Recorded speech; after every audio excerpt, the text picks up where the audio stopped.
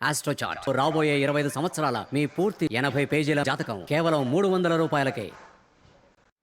రామలక్ష్మి గుక్క పెట్టి ఏడుస్తుంటుంది. ఎందుకనంటే నేను ఇలా కనపడకుండా పోయాను. అక్కడ పరిస్థితులు ఏమయ్యాయో అర్థం కావటం లేదు. అమ్మ నాన్న అందరూ ఉన్నారు. ఒక పక్కన సీత సార్ మీద అపనిందలు పడతాయేమో అని భయంగా ఉంది అంటూ బాధపడుతుంటుంది. మరొక వైపు ఈ శ్రీలత సందీప్ ఇద్దరు కూడా ఇక సీతకాంత్ అసలు నిజం చెప్పేస్తాడని, మొత్తం పరిస్థితులన్నీ పూర్తిగా తారుమారైపోతాయని హ్యాపీగా ఫీల్ అవుతుంటారు.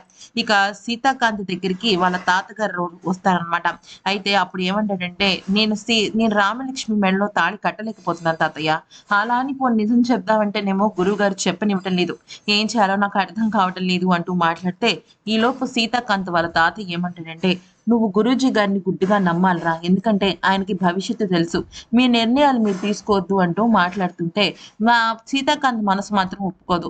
నేను రామలక్ష్మి మెడలో తాళి కట్టడం అనేది చాలా పెద్ద విషయం తాతయ్య. ఆ అమ్మాయికి ఇష్టం లేకుండా నేను ఎలా కట్టాలి? నా ప్రేమ నాలోనే సమాధైపోవాలి అంటూ మాట్లాడుతూ ఉంటాడు. అయితే ఈలోపు ఏమవుతుందంటే, ఈ సందీప్ అంటాడు ఈ శ్రీవల్లితో పైన రామలక్ష్మి గదిలో ఒక లెటర్ ఉంటుంది, తీసుకుని వచ్చాయంటే ఈ విషయాలు ఏమి అంటే కిడ్నాపింగ్ విషయాలు ఇవేమి శ్రీవల్లికి తెలియదు. పైన లెటర్ ఎందుకు ఉంటుంది, రామలక్ష్మి ఉంటుంది కానీ అంటే నేను చెప్పించేయని నోరు మూసుకుని పైకి పంపిస్తాడు.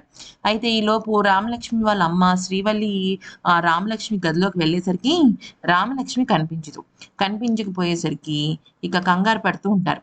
మరొక వైపు సీతాకాంత్ అందరికీ నిజం చెప్పేద్దాం అనుకుంటే అక్కడ గురువు గారు, నువ్వేం మాట్లాడకుండా పెళ్లిపీట లెక్కు సీత అంటూ గట్టిగా అరుస్తాడనమాట.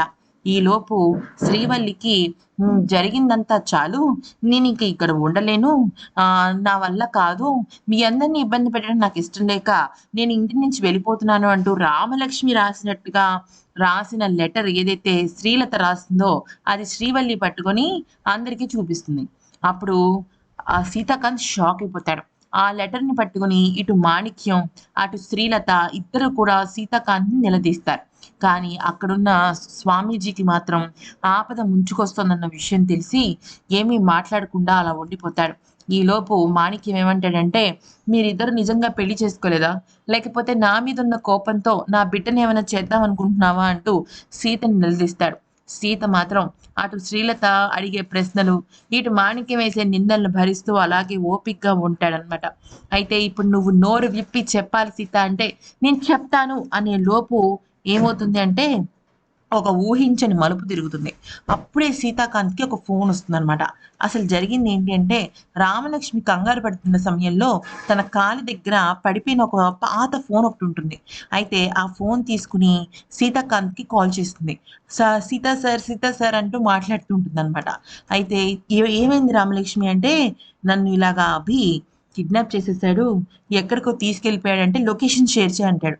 ఇది డబ్బా ఫోన్ సార్, లొకేషన్ షేర్ అవ్వదు, నేను మీకు గుర్తులు చెప్తానంటే ఏదో తొందరగా చెప్పు అంటే, ఇక్కడ ఒక గుడి ఉంది సార్ అని చెప్పేసి అంటుందన్నమాట. అయితే ఆ కిటికీలో నుంచి, అది చీకటి గది కదా అసలు ఏమీ కనిపించదు, ఏదో పాత గుడి అనమాట. అంటే మామూలుగా మన గుళ్ళు కాకుండా ఏదో ఒక పాత పడిన గుడి, ఆ గుడి ఉంది సార్ అంటే ఇంకేమైనా ఉన్నాయా అంటూ ఉంటాడు.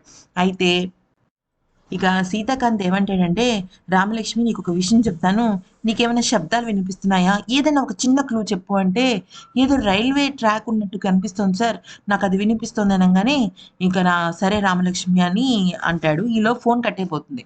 మాణిక్యం ఏదో అడుగుతుంటే, నాకు ఒక అరగంట టైం ఇవ్వండి, నేను ఇప్పుడే వస్తానని చెప్పేసి అక్కడి నుంచి వెళ్ళిపోతాడు.